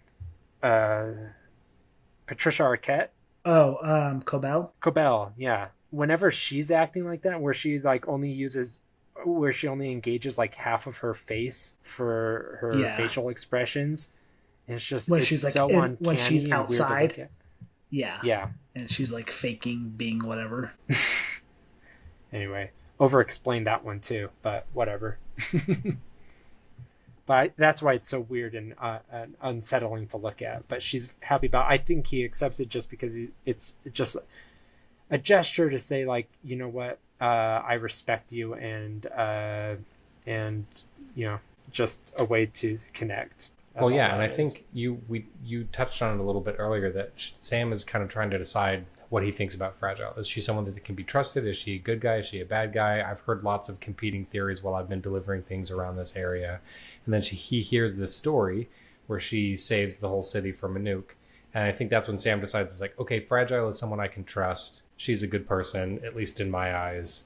And so as a sign of, like, you know, we can be friends kind of a thing, I'll accept the crypto bio. Which is also a really, I don't know, a beautiful way of looking at connections. Because Sam has heard all these different versions of Fragile all around. He could have easily made his decision on what he thought about Fragile based on their explanations and their experience. But he asks her, gets to know where she's actually coming from in her past, and then makes his own decision.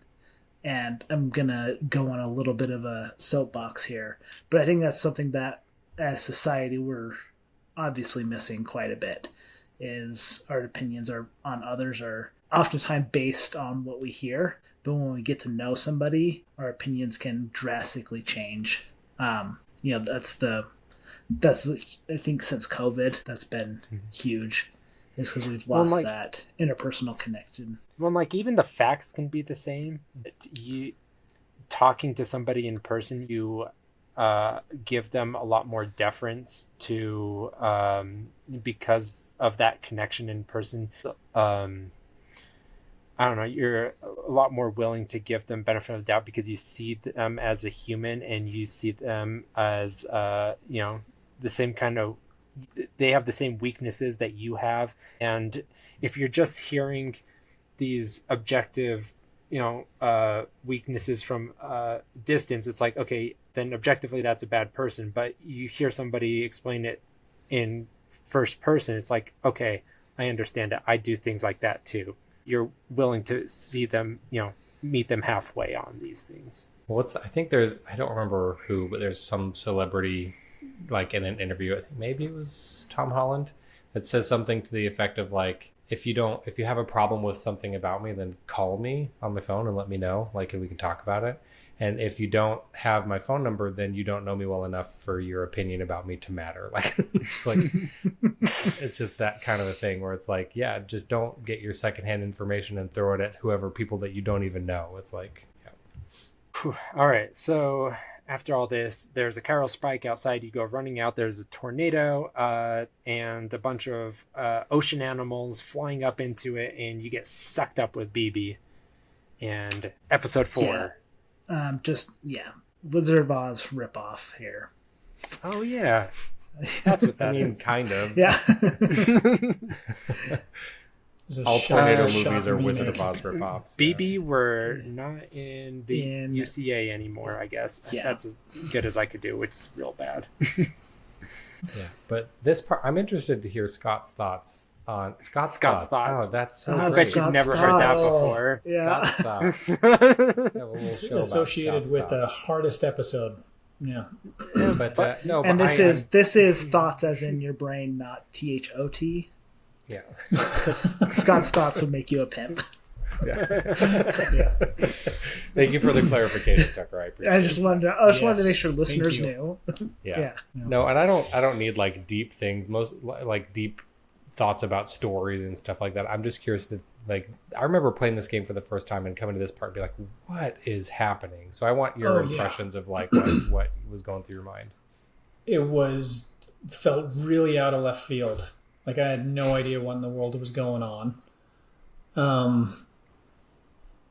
Yeah, just all of a sudden I'm running around a battlefield, dodging tanks and stuff, and chasing down Mads Mikkelsen. You know, it was, I still don't know what to think of it. And it was weird seeing him in, like, a spider web of barbed wire. And then we got the creepy doll heads too floating around in a couple places, which I believe is the one that you see in his throat if you die before you get BB, right, Shan? Sorry, I was reading some notes. Something about BB? No, I think yeah. you're right, So Scott. you were talking about how if you die before you get BB, then there's a creepy doll head. It's the same one. And yeah, it's the same one. Yeah. Figured that was there, but just all of a sudden the game felt like a completely different game. It was just bizarre. So I had a question when you first I didn't notice it the first time I played, but this time through, Mads Mikkelsen has the same. I think it's the same scar pattern that that same scar pattern that Norman Reedus has. It looks like it was like a really botched C-section. It's a T-section. A T-section. But he doesn't have it until after the umbilical cords are lit like fuses. Yeah, exactly. And so I didn't know if that was him becoming a repatriate, because it seems like these guys, the army guys, drug him out of the other side. Yeah. Mm-hmm. All right. So I'll explain all this. So you're at a battle site. So this is World War I, I assume. Unger is in the black Chiralium ink. He's pulled up by skeleton soldiers. He has 4 umbilical cords that he is holding to. So they're attached to his belly button, but he's holding onto them with his hands. These soldiers pull him up. He's holding onto those. Then a fuse.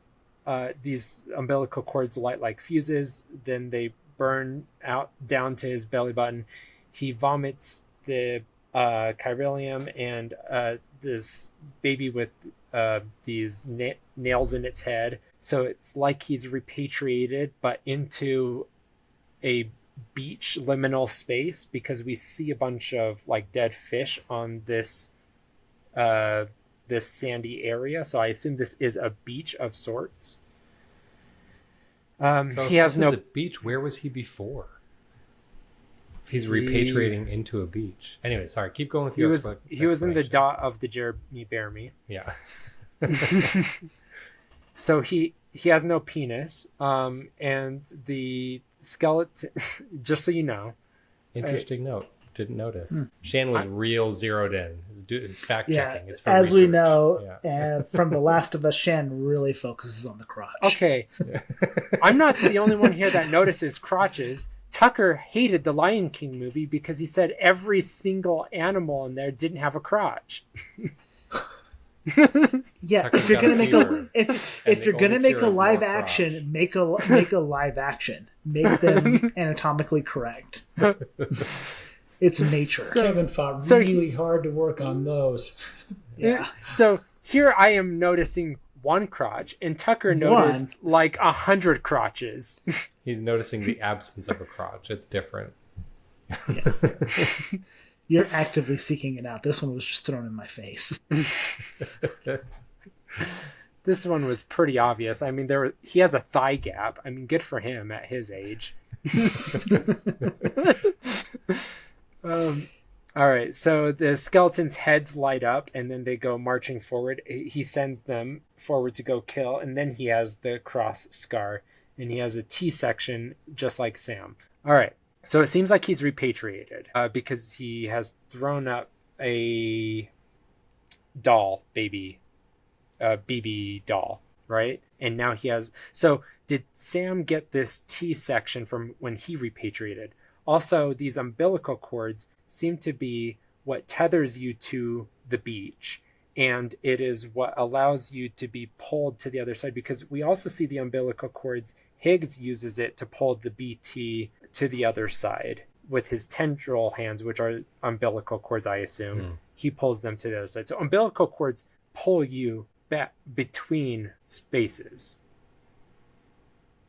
And so these skeleton soldiers are pulling him from a beach to another beach, so he's being pulled between beaches and repatriating. I'm very confused here. This seems like another put a pin in it situation, because so much about this is so strange and doesn't make sense unless we pick it apart further later down. Like the first time playing it through, it felt like, my first thought was Mads Mikkelsen in World War One, and BB is a bazillion years old, because he gets up and he starts signaling to the soldiers to go off, like he was their military captain at one point. Yeah, calls him obviously veteran, right? Yeah, But they are obviously in World War One gear, so it was just weird.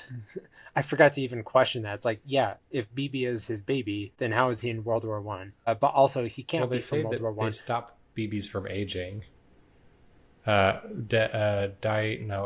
Man says that they pull them from their still mothers, which stops them from aging, and they're usually only in service for about a year before they get decommissioned. So there is a precedent for like BB being around for that long, but it would be absolutely insane because usually BBs only last about a year. But the Death Stranding happened, when Igor was a kid. Yeah. Forget everything I just said. Of course, that makes no sense. All right. But Chiralium and the beach can have elements of time travel to it, so I wonder if there's but small time travel. Also, small is relative. Okay, well, not 100 especially years. in this game. You don't listen. Yeah. As soon as you start trying to pretend like you know what Kojima's thinking, that's when we all But also consider all of these visions that Sam has had of Unger up until this point. He's been in modern clothing. So I don't think that this is a relevant representation of...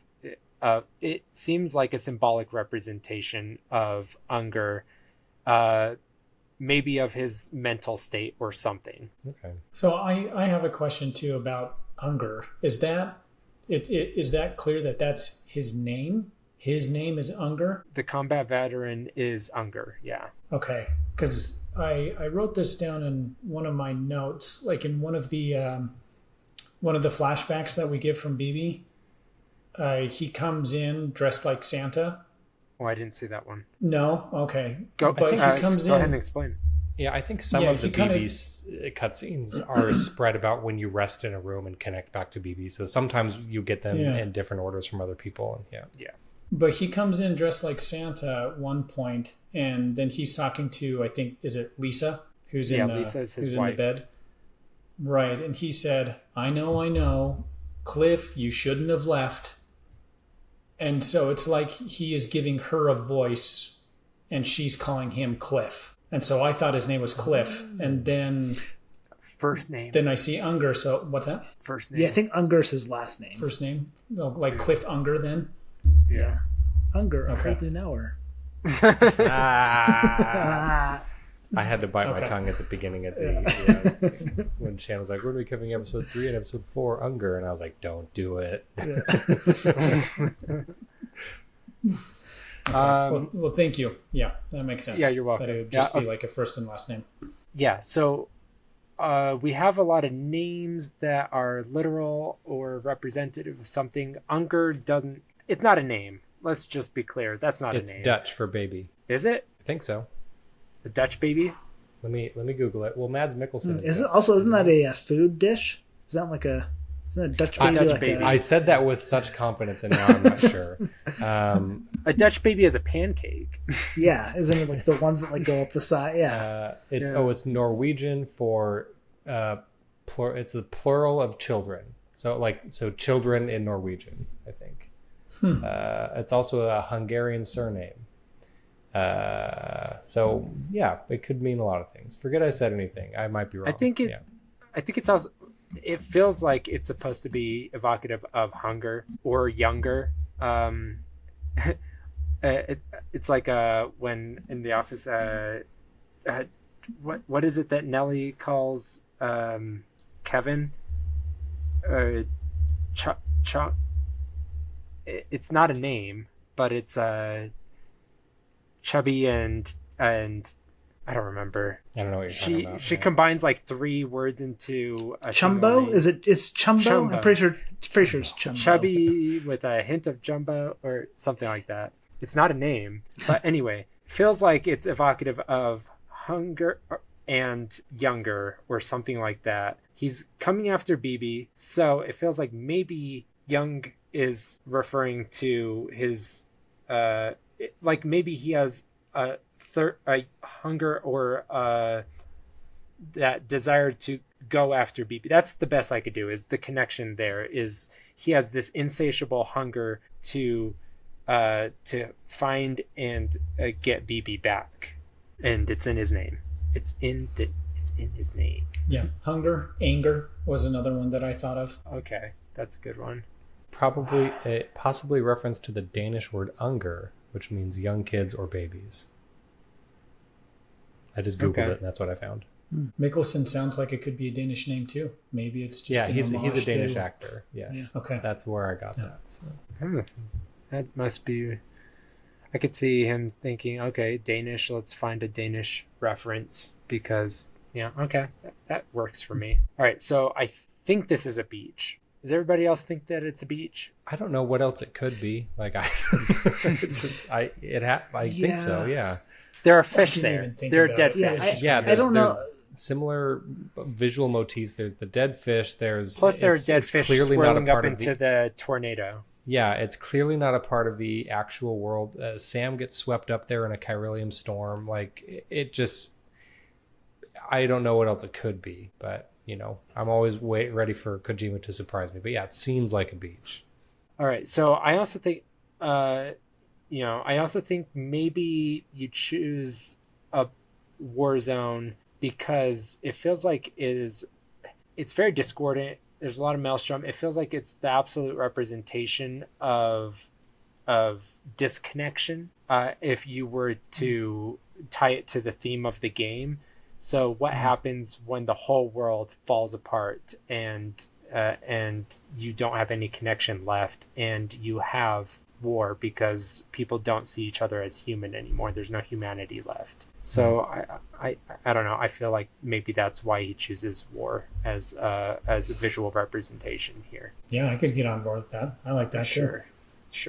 All right. So at some point while you're running along, Sam collapses and from explosions and stuff, and it flashes over to Unger, Cliff Unger.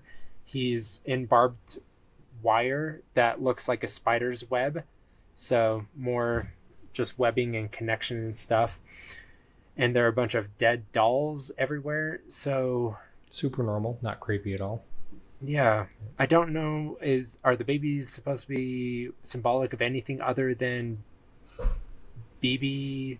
I was going to say times he's repatriated. Yeah, at times he's repatriated. He seems to have some kind of connection or desire towards BB, and maybe these empty dolls are some kind of like reminder of that, or an attempted replacement at getting BB, because we see those memories of him in the past when we connect to BB, of him being a part of BB's life, possibly BB's dad.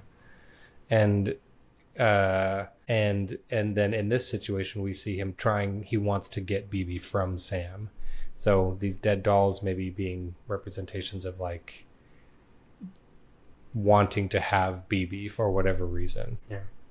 It's a beautifully visual intro for a character.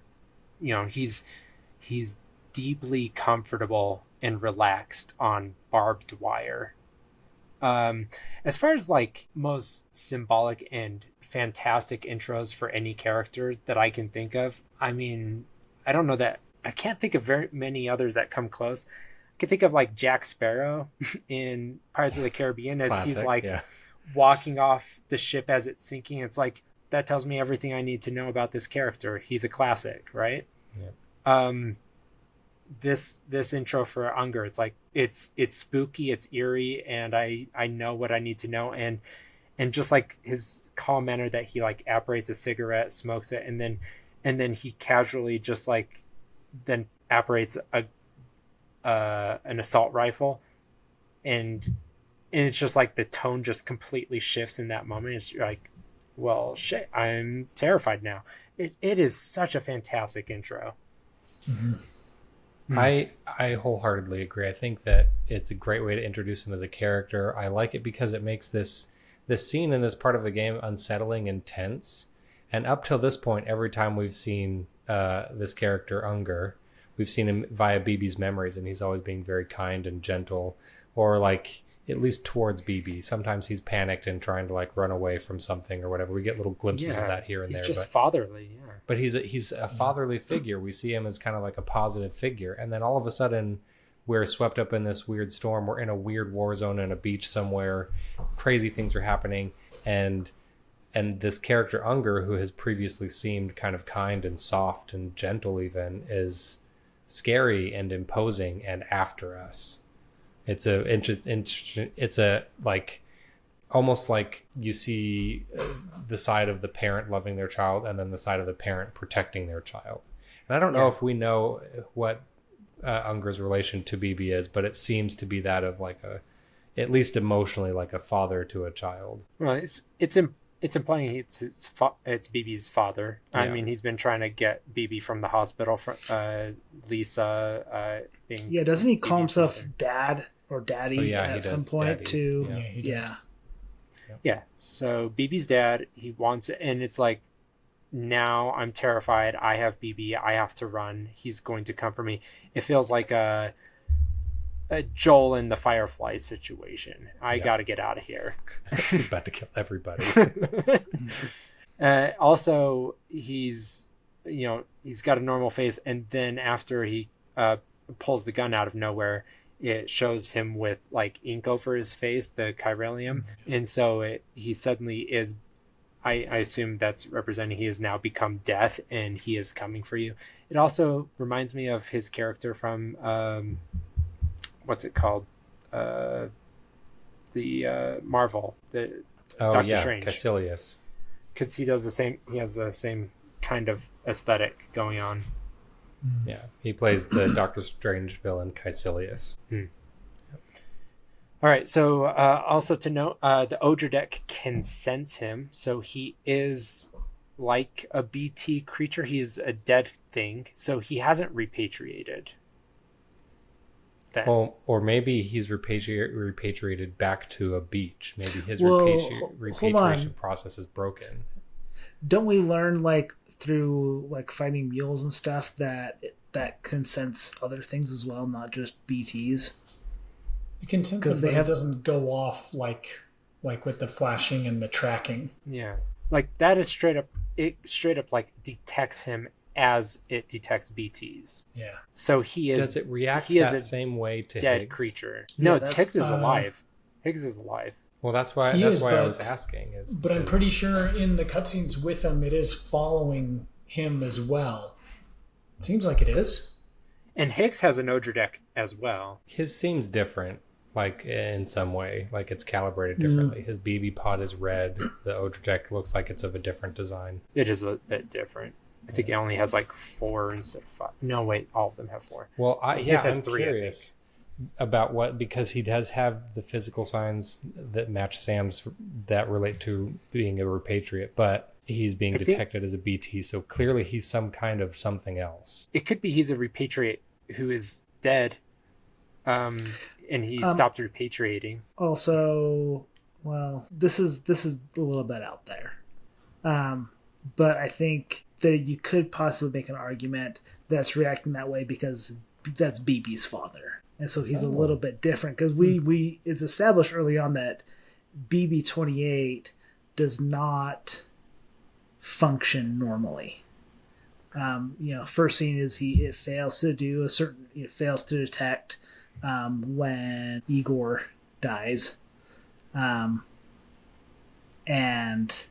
that's why they want to retire BB-28. Well, but then when Sam plugs him in, the very beginning, after you drop off Bridget's body, they're like, oh, never mind, let's not, because it seems to be working now. And then here, I mean, I think, again, I think it's a little bit out there, not fully thought out. Yeah, the only counter argument is I don't think BB controls the Odra deck in any way. It only powers the Odra deck. And so the problem at the beginning is the BB wasn't properly powering the Odra deck. All right, let's go ahead and move on. Yeah. No, I was also going to say, like, Unger, he appears to be something, like, really different from both Fragile and Higgs, too, because, at least in this scene, he has appears to be a body, he apparates, as you said, Shan, an assault rifle and a cigarette, but then he also kind of disappears and runs to different areas. And when he's doing that, it's like the BT, just like the footprints and the chiralium kind of splashing up and around. Oh, yeah. You know, Higgs and Fragile don't do that. You know, they just appear and disappear. And so he's like kind of there with the body, but also kind of like a BT when he's moving around, not with his body. So, yeah, and had we seen Fragile or Higgs like summon physical objects as well? No. I don't think so. Yeah, and so maybe it's like this strong connection with the other side that he has and Higgs has that makes the Odra deck detect them. Because I'm pretty sure that the Odra deck was like focused on him. Yeah, maybe it's just that the Odra deck is fixated on as like BTs or other things that have a connection with the other side, and both Higgs and apparently Unger do. Well, also, we haven't seen another repatriate before. You just know yourself. No, so well, maybe that's Die Hardman is a Die Hardman is. Oh, yeah. That's right. Yeah. But have you seen Die Hardman in person with the Odra deck? Yeah, he had it on. I don't know that he was plugged into the BB, but yeah, because I'm just wondering if there's something with the repatriate because you have died and now you're back. That it'd be the same energy as a BT. Well, if that were the case, then Sam's Odra deck would be reacting to him all the time. Yeah, that's fair.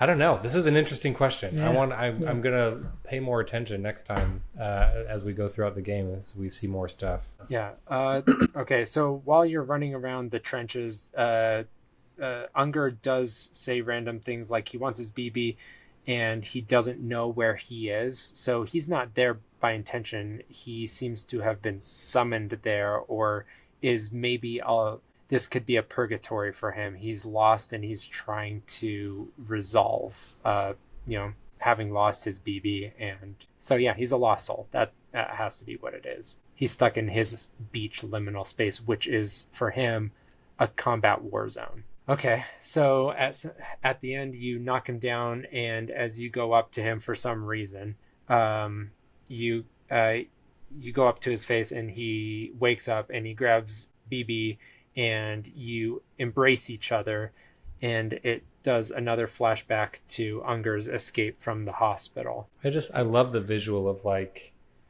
him grabbing BB and then kind of like pulling you closer, and you're like, oh man, and then he kind of like gives you a weird little hug. It's just like makes my skin crawl. Mm-hmm. See, yeah, I took this a little different. Like he's in this fugue state, just frantically looking for BB, and then you finally he makes that connection with BB, and it's like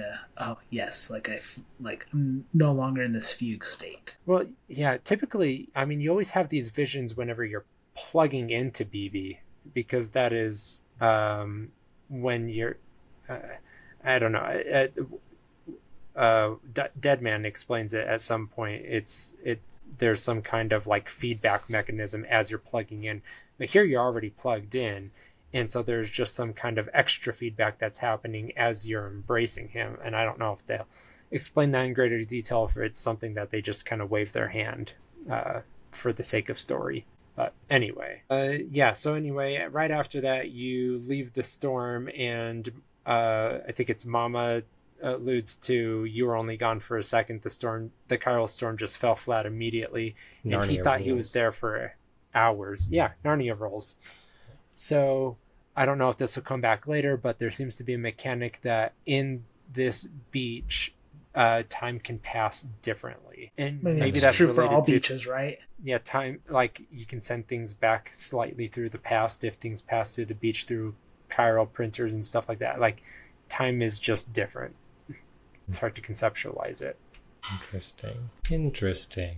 Lots of crazy stuff going on. I feel like this is the part of the game where it really starts to like, you start to really being able to do some interesting things gameplay wise. You're able to start building roads. You're able to get like the like robot leg things that you can attach to yourself that help you balance better, and like and also you get some really, this story really starts to take off in these chapters. I think this is where it really starts to get going. Yeah, and some of these episodes start really getting down to like, well, they're either full movies or they're like 30 40 minutes long. Like, there's no in between. It's like, episode 3 is like, it's no joke, like 8 hours long. It's so long.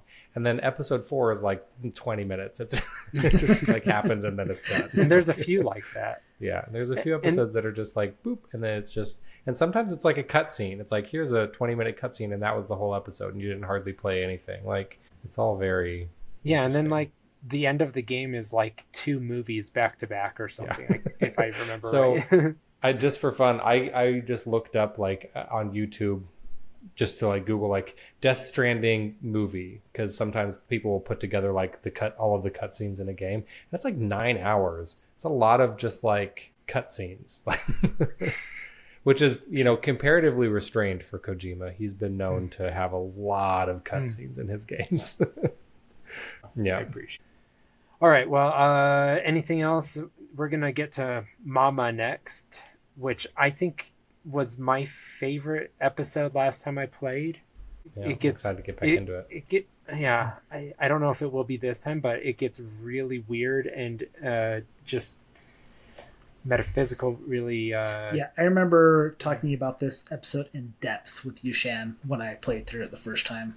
I think this is the one that, like, after I played the game, this was the episode that stuck with me for a couple weeks. The whole game did as a whole, but this episode, just like it gets like really meta and deep and I don't know, poignant. So yeah, well, and I like I don't remember her name, but the lady, the actress that plays Mama is really great in this role. Aubrey Plaza. Yeah. It's Aubrey Plaza. It absolutely is Aubrey Plaza. Tell me I'm not the only one. Everybody who saw her face immediately thinks it's Aubrey Plaza. Yeah, she does have a resemblance. There's a strong resemblance, yeah. Well, that's going to do it for us today. Please like, comment, subscribe. You can find us wherever you find podcasts, and please listen to Eric's Indie Corners on Thursdays, and tune in next week. Bye, everybody. Wow, that was the smoothest it's ever been. I was going to say, we're just seeing how fast Shan can do it now. Yeah. Bye, everybody. Bye. Outro. Bleep-a-doof, bleep-a-deep, bloop-a-dee-blow.